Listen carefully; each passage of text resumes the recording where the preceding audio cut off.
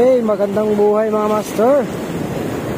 Ito na naman tayo sa dagat at ako ay nag-fishing, no? Yung gamit ko, yung kalisilor na black sardines. Tapos yung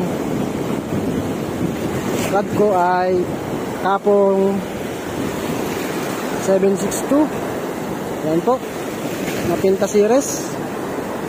Tapos yung reel ko ay Shimano FXC 3000 series. Tapos yung braided line po natin ay from Eastern Tackle na Hydra 15 pounds. Tapos yung leader line po natin ay Infinity 20 pounds.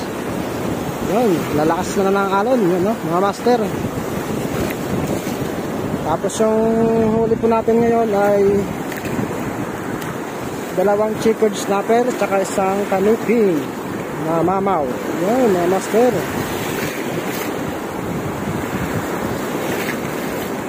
Yan, mga master. Yan lang araw yan. Yan, yung ganit ni napanawalan ko sa rapo ni Eastern Tackle. Ito. Takaw. Ito mga master.